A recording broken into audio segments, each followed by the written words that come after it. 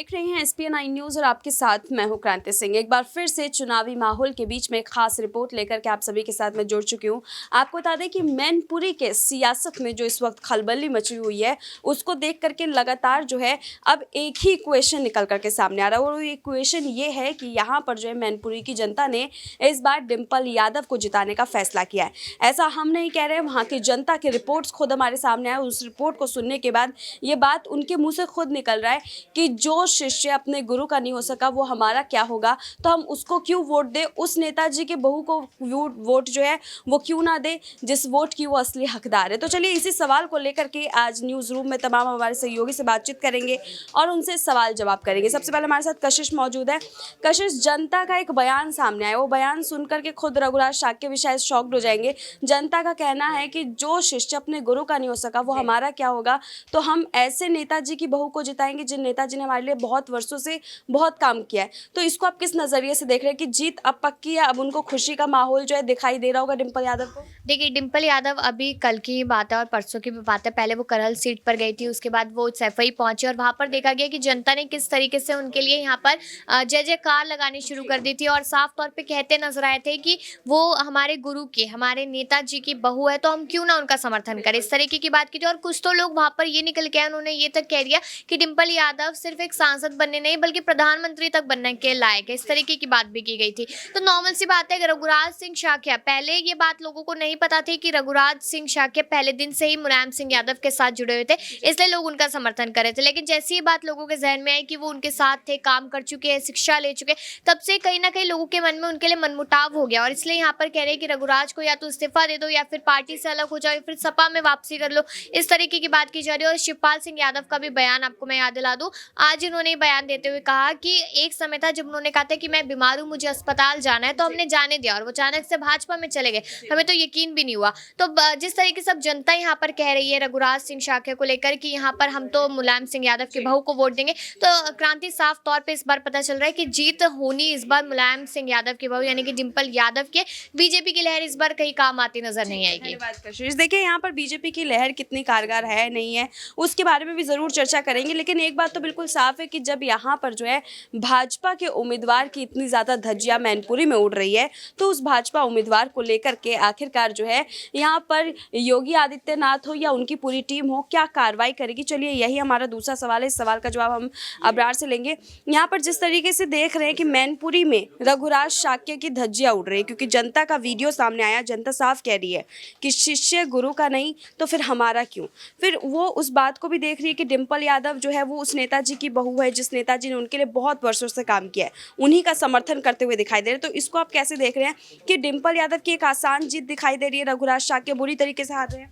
देखिए, यहाँ पर इतनी भी आसान एक तरीके से आप कह सकते हैं कि जीत डिम्पल यादव की बिल्कुल भी नहीं होगी क्योंकि मात्र ये चेहरों की लड़ाई नहीं है, विचारों की लड़ाई है, पार्टी की लड़ाई है और भारतीय जनता पार्टी सत्ता में। आप देखिए कि जिस तरीके के इतिहास रहे हैं, जिस प्रदेश में जिस पार्टी की सरकार होती है, ज़्यादातर निकाय चुनावों में उसी पार्टी के प्रत्याशी जो है वो जीतते नजर आते हैं। तो जाहिर सी बात है कि बीजेपी पूरी ताकत झोंकेगी। अभी भी बहुत सारे चेहरे वहाँ पर उतरने बाकी हैं, चाहे बीजेपी के केंद्र नेतृत्व की बात की जाए, अगर वो तमाम चेहरे वहाँ पर उतरते हैं तो जाहिर सी बात है कि जनता उनके भी चेहरों पर रघुराज शाक्य को जो है वोट देते नजर आएंगे। और बीजेपी का तो ये हमेशा से एक तरीके से रणनीति रही है कि प्रधानमंत्री नरेंद्र मोदी के चेहरे पर ही चुनाव लड़े जाते, चाहे उम्मीदवार कोई भी, प्रत्याशी कोई भी हो। और जनता भी इसी तरीके से वोट करने का नजरिया रखती है कि उम्मीदवार कोई भी उसको नहीं देखा जाता, केंद्र में बैठे हुए प्रधानमंत्री नरेंद्र मोदी के चेहरे पर जो है चुनाव में जो है जनता वोट करती नजर आती है। तो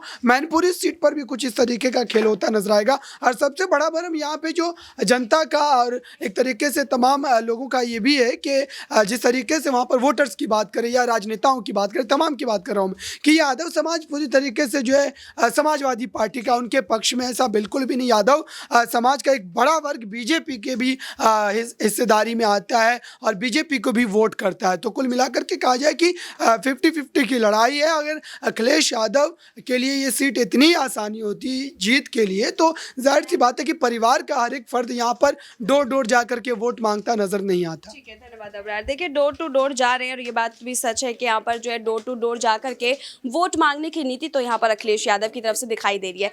लेकिन अखिलेश यादव हो, डिम्पल यादव हो, हर किसी का यही कहना है कि चाहे माहौल किसी के भी पक्ष में हो लेकिन वोट उन्हीं को जाकर के मिलेगा। लेकिन रघुराज शाक्य को लेकर के यहाँ पर अबरार ने एक सवाल खड़ा कर दिया है कि रघुराज शाक्य जो है उनके पक्ष में भी वोट आता हुआ दिखाई दे रहा है। लेकिन दूसरी तरफ अगर मैं दूसरे मुद्दे पर जाऊं तो राहुल हमारे साथ मौजूद है, उन्हीं से वो दूसरे मुद्दे के सवाल ले लेती हूँ मैं कि राहुल, जिस तरीके से हम देख रहे हैं कि यहाँ का जो माहौल है मैनपुरी का, वो इस वक्त ऐसा दिखाई दे रहा है कि रघुराज शाक्य के हिस्से में चलिए कुछ प्रतिशत वोट तो है, लेकिन वो जो वोट है उनके सामने भी रघुराज शाक्य उतनी मेहनत करते हुए नजर नहीं आ रहे। वो एक बार जब से बोले कि हम मुलायम सिंह यादव के जो है शिष्य थे, उसके बाद से उनका कोई भी ऐसा बयान सामने नहीं आया जिससे कि ये लगे कि वो वोट मांगना चाहते हैं अपने लिए, या फिर इसको ये मान लिया जाए कि वो समर्थन दे रहे हैं डिम्पल यादव को, ये गद्दारीपन कर रहे हैं यहाँ पर भाजपा के साथ। देखिए, मैनपुरी उपचुनाव से पहले दो पार्टियों के बीच में टक्कर तो है, चाहे इसको माने या ना माने। देखिए, हम रघुराज शाक्य को कमजोर नहीं समझ सकते और ना ही हम डिम्पल को कमजोर समझेंगे।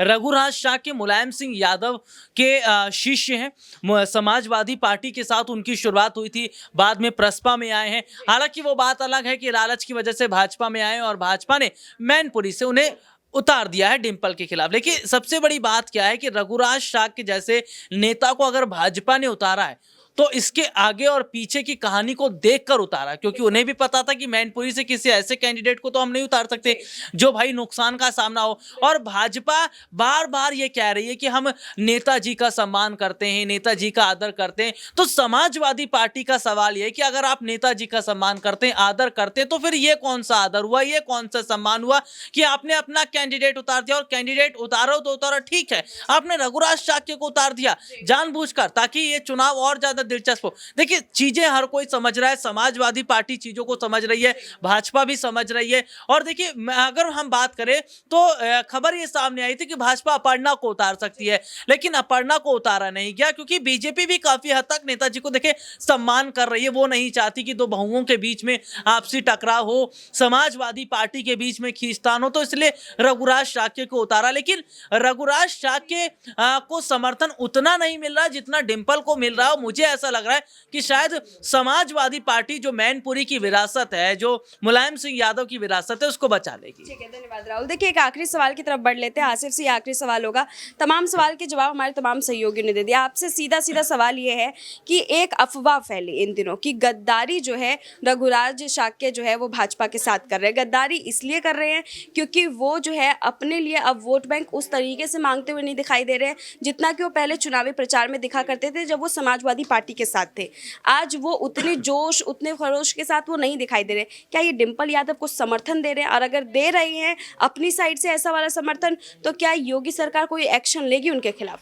देखिए क्रांति, अगर हमारा आप ध्यान दें तो राजनीति में चाहे गद्दारी हो या फिर नेता चुनाव के वक्त अगर एक पार्टी छोड़ दूसरे पार्टी में जाते हैं, जिसको हम लोग पलटू राम भी कहते हैं, ये चीज़ें आम हैं। हालांकि पक्ष विपक्ष इस चीज़ को लेकर आरोप लगाते हैं। अब सवाल ये है कि मैनपुरी सीट को जीतेगा कौन? अगर रघुवर जी जीत जाते हैं तो फिर इसका मतलब ये है कि जो मुलायम सिंह ने अपने कुंभा को बना कर रखा था, उसको बचाने में चाहे वो डिम्पल हो, चाहे वो चचा शिवपाल हो, चाहे वो अखिलेश यादव हो, वो नाकाम साबित होंगे और यही उनके लिए बहुत बड़ी हार होगी।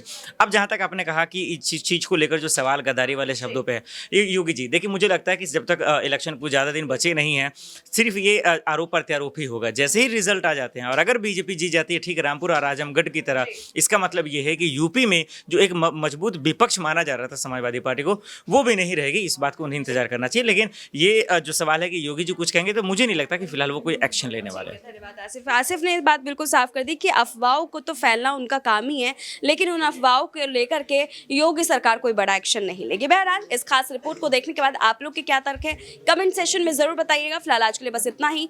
देश दुनिया की तमाम बड़ी खबरों के लिए देखते रहिए SPN9 न्यूज़।